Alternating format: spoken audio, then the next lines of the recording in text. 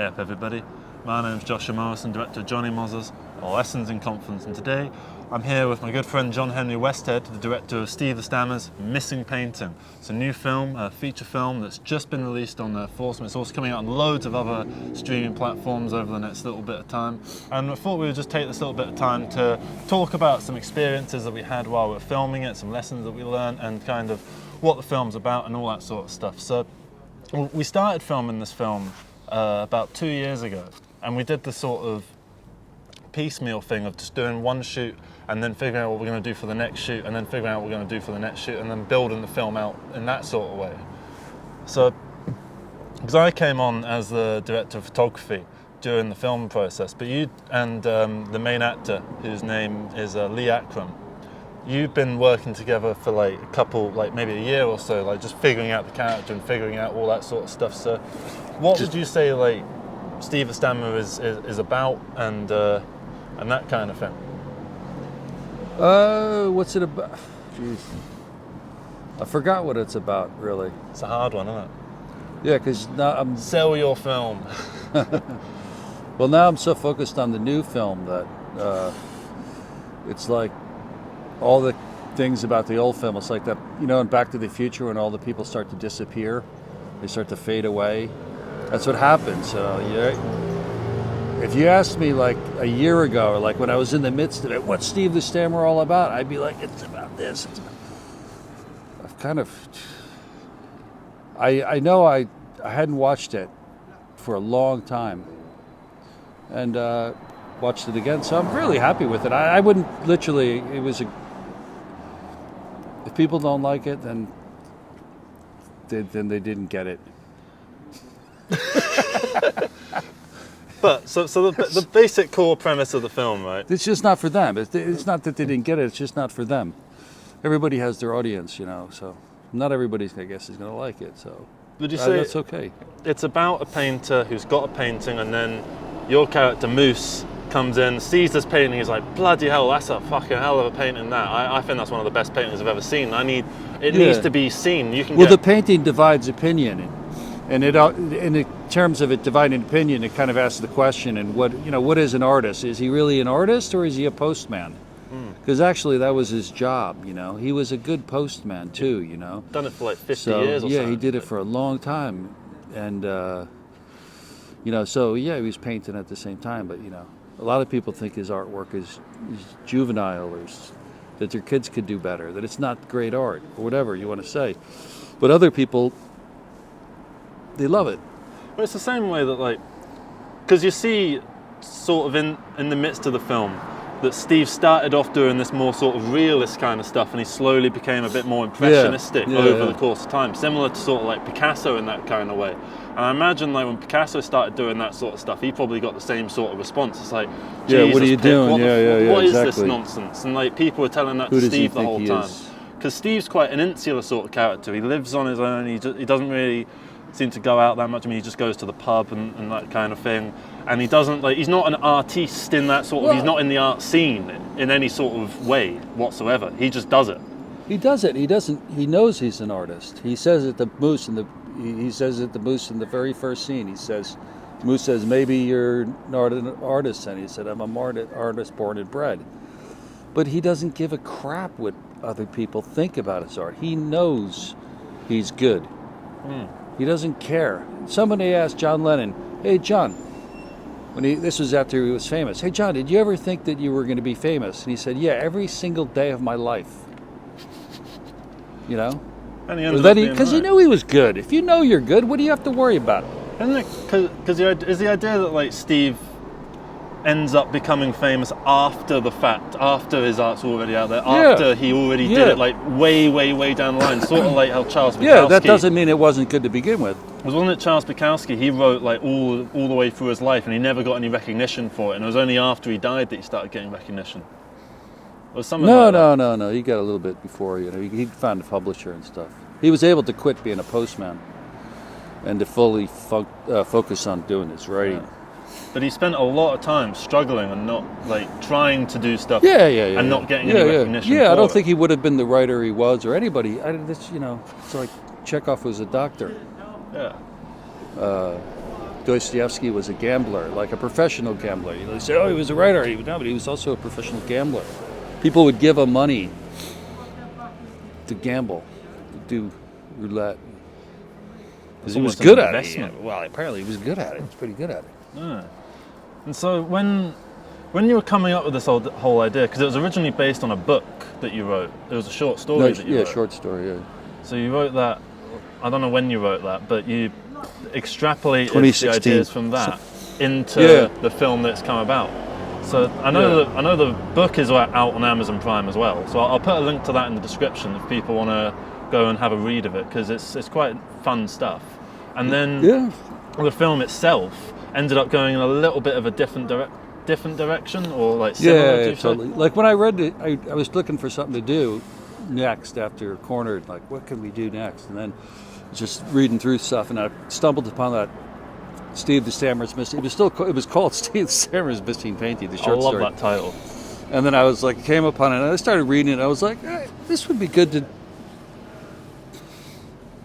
to make into a film, you know, and you could expand on it and make it different. Did anyone ever tell you not to call it Steve the Stammer's Missing Painting?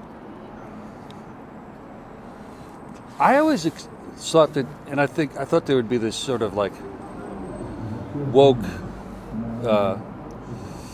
attitude, or like, because I've made films about disabilities and stuff, that it's like, oh, shouldn't refer to somebody as that, you know. But that's the way the guys down the pub would refer to it, and I just think that's just being petty, and I don't like all that nonsense. That's a safe place, isn't it? Or sober. Yeah, safe place, and yeah. But that is, because I've worked in a care home for a brief period of time as well, and it is very realistic, that film. Like in how it actually gets into the nature, like the totally relationship between the carer and the caree. Based on years of research that I did on that. But, you know, people get a nickname for whatever. What did you guys call David? You called them Wheels. Yeah. Because it's kind of obvious, you know. But it was just a nickname. It's like how I get called Lanky or Legs. American. I used to, the pub, they called me American John. That was cool. Wow, that was taking a lot of credit. But I always make our characters have better names than they give you in real. It was like your character in Steve the Stammer's called Moose. Yeah. Which I love. And I've met a couple people that they're obviously not called Moose in real life, but like their name that everyone refers to them as, they refer to them as Moose. Everyone in these sort of environments has a little nickname, and that was kind of the fun sort of thing. And with I thought he was called Moose because the people thought he was Canadian, but he's not Canadian, he's American. So his nickname, all the characters have like 300-page biographies. Well, it's like, but we never. You know, that's just below the surface. Whenever I meet someone who's got a bit of an Aussie accent, I never ask them, are you Australian? I always ask them, are you from New Zealand? Because if they are from New Zealand, they're going to love the fact that I asked them if they're from New Zealand, because they're so used to being like, oh, are you from Australia? No, I'm actually from that other country. And if they are from Australia, then they're not going to give a shit that I got it wrong. You know? Americans are terrible at accents. Honestly, Americans are really bad. Like, we can never tell the difference between someone from like Sunderland and somebody from, the average American they think somebody from Sunderland was from Scotland or New Zealand. Yeah. Well, we're all just from Europe. Maybe even Bosnia. I like hearing Americans, they talk about, oh, I'm going to Europe. And it's like, where in fucking Europe? That could mean anything. You're going to Latvia or you're going to Portugal? Like, what? You could go into Bulgaria or fucking Ireland. Yeah, but English people always ask me, hey, what's America like? How am I supposed to answer that question? Yeah. Like, which bit of America? Which bit? Then exactly. I have to start giving them, like, telling them about all the different states and the different areas and stuff. Because a state is basically like a country, an equivalent. Pretty much, yeah. Like, because they're all a little bit different. Probably, yeah, you can say that. But getting back to, like, Steve, and I suppose, like, the actual filming sort of process, what would you say your ethos or like your philosophy regarding how you decide to make films? Because you make films in a very, like, you'd rather just do it and actually get it done rather than like doing what a lot of people do, which is just getting in over their head and like it's a thing that they can't actually achieve and then they end up doing nothing. You actually make films, You know, so how do you do that? How do you just move and shake the film out of the world that is around you? Just find a good story. You got to find a story first, and then you got to write a script, or you have to, you know, and then you got to. But the one thing you need to know is, because you're going to spend a long time on it, that you gotta love it. Because if you're going to spend 3 years or 4 years, 5 years on Steve the Stammer or whatever, the 4 years, it's a long time. You know what I mean? You got to really love it. So whatever the story is, it's got to be something that really, you know, you really love, you know, like you want to tell the story more than anything else. Like I do feel that way about Opiate of the People. Like I feel like I'm very excited about the story and to tell the story and sort of the unknown, because you don't know. Do you want to tell the audience what Opiate of the People is? Because only me and you really know what that is. Well, that's a new film, and it's about a couple football podcasters from of a fictitious football team called the Thames Mariners. That, they're they're better than Chelsea. I think they're better than Arsenal. Like they're better than. Well, they're fictitious, so they've already got a head start. But you know, if they could have existed, so our job is to create this illusion, the magic, that people got to believe it, that this team did exist or does exist. Isn't it like the Opiate of the People for most of human history was religion? That's the thing you told me. Yeah. And but it's sport. It's sport. You know, you go on a Saturday, Sunday. You know, these guys, these stadiums are packed out in England. You know, so. Yeah. It's like the pub we're outside now. They're all watching football in there. Yeah, they're all watching it. They're all love glued it, to the screen. I love football, and I love the way it's embedded into the British culture, and I just think that's something that's not really. Our sports are different, and the way your football is, I just love it the way it's so intertwined into the community, and it can't die. The idea of whoever created the idea of relegation made it so that it could never die, and that it also is totally equal, because the three at the top, three at the bottom. Sorry, three go up, three go down, three go. How do you mean? Well, in the Premier League, the bottom three teams will go down into the Championship, and the top three teams in the Championship will go up into the Premier League. Right. So it's not like a closed game where it's like American sports are like there's just a certain amount of teams, and you can't. If they might do expansion and add another team, but it's not embedded into the fabric of the areas. You know, and that's where doing football, a bad job explaining it. That's where football, I feel, is kind of neat, because it almost transcends culture as a whole. Like you go to Brazil, and Brazilians are super into football. You go to Lithuania, everyone's super into football. You come to England, everyone's super into football. Australia, they're all like, every culture has this football culture embedded into it, and it's almost universal as part of a human instinct almost. I suppose that's maybe part of what Opiate. It's just a ball. Is. Well, yeah. I mean, it's just. Well, everybody. Well, it's just a story. I just use it as a frame of the story. In the story, all these people that support the team, they live through that team, and it brings them down. And the team is so bad, and because the team is so bad, it's like they're depressed over it, and it's like, how do you find a solution? But some people are going to benefit from that. Loss, the fact that they're crap, because then you got something to talk about. The media benefits. You know, if everything's going well, then they got nothing to talk about. They like it when there's bad things to happen, or they will talk. And if there isn't bad things happening, they'll invent it. You know what I mean? So when the team sucks, you know, the two podcasters, they're hitting it. They got a lot of things to talk about. Sometimes, you know what I mean? They're doing well. They're making it. They're hitting it big. You know what I mean? And they don't work for the club. They're like they can criticize the club. They can, you know.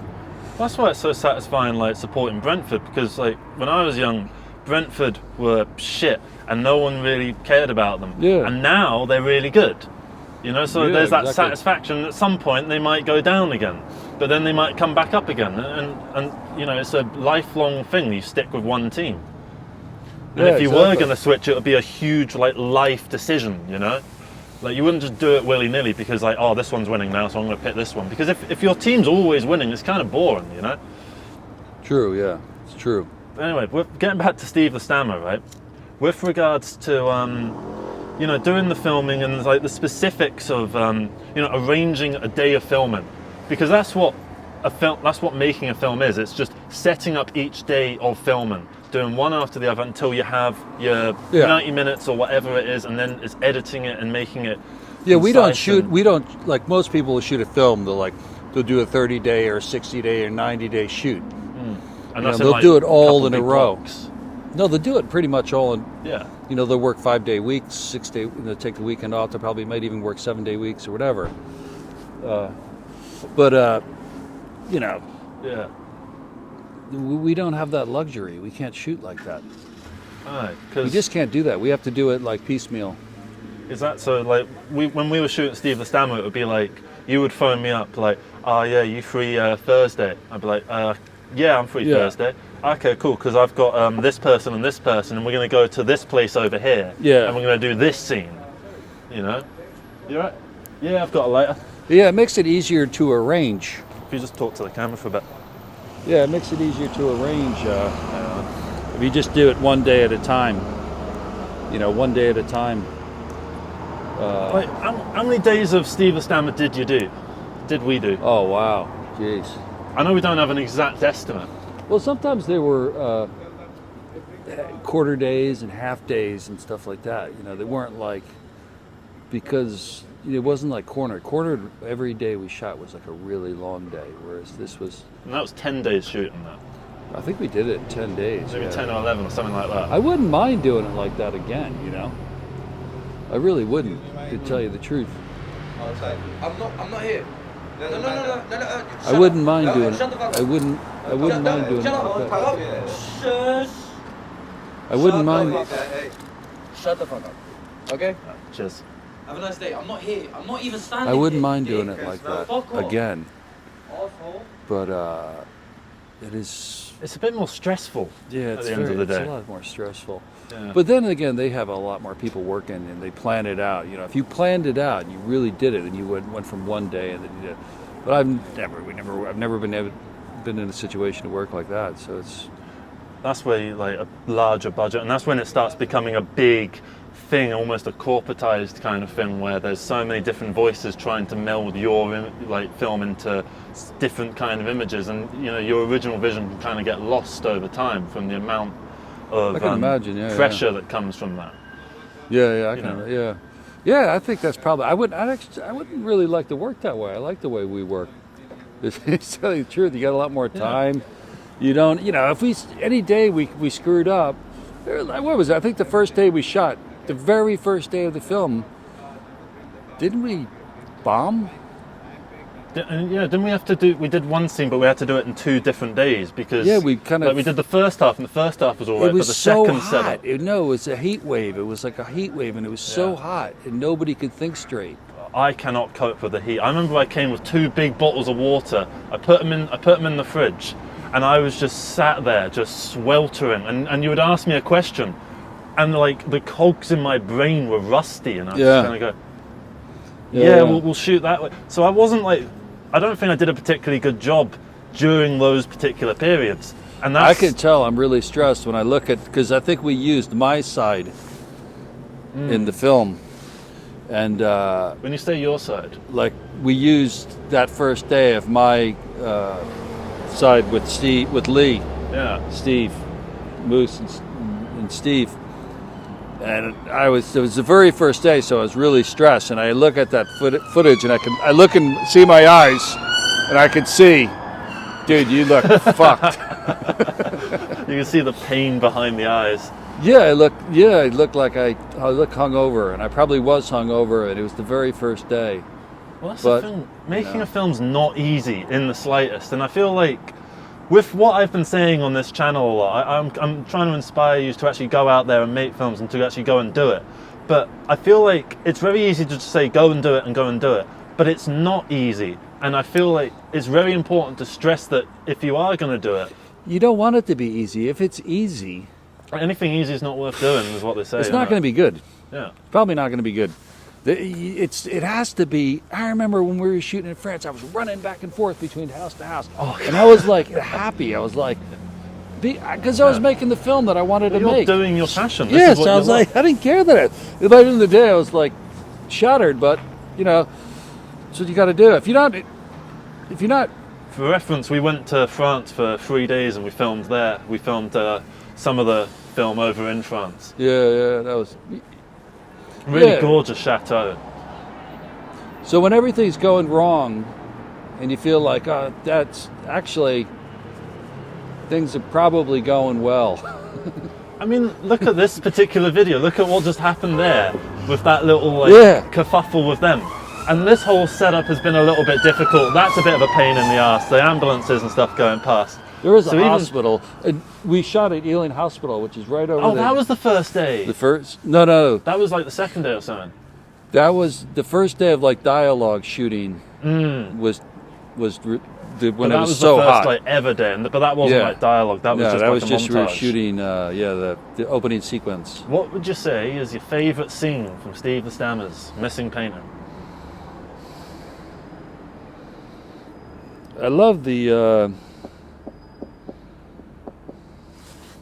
love so many, I really like the estate agency scene. Makes me laugh a lot. Oh, I think Mike's really good in that. Mike is so good in that. So is Mia. He's got a comedic really funny. timing to it. I think Lee is great in so many scenes. I like the scene with you and Lee on the barge. Can I have some more money, please? Oh, that line was brilliant. What else? I like Frank in the pub. I think that scene... Because Frank is just... The one... It's a bit of a spoiler, so I can't actually say what actually happens in that scene. But it's quite an emotive scene. And it really hits hard. And the scene that comes just before that as well, I can't describe them because they're spoilery scenes. But they're really, really quite... I don't know. You really feel like you're getting into the third act in a really organic way that I really enjoy. And like the whole desperation that comes from the character involved. Like I don't want to get too much into the plot because I want you to actually go and watch the film because it is available to watch for free. It's for free. So if you want to see it, for more than that, it's for free. Then you can see it. It'll be in the description below. And we really should be wearing like Santa Claus hats, giving it away for free. Exactly. I mean, Christmas has come early. It's come 6 days early, possibly 5 days early. You can even watch it. You can watch it over through New Year's and stuff. Yeah. Oh, you know what? Well, you have to download like the app, and I couldn't. My Mac is too old, so I can't. I tried to just check, just to look on it, and couldn't download it. What app? The Fossum app. So if you have like an older, if you have like a PlayStation or a PS3 or whatever, yeah, I'm sure you can, no problem. But I have heard that there are a lot of ads in the American one. Well, we watched it on there were none, and there wasn't a single ad. But it let us watch it, but now it won't let me watch it. Like if I wanted to watch it again. Is it like you've had your one? I don't know. I guess I have no idea. No, I don't think so because if you go on other films on Fossum, you click on them and it will let you watch. I don't know why. I have no idea. It doesn't make any sense.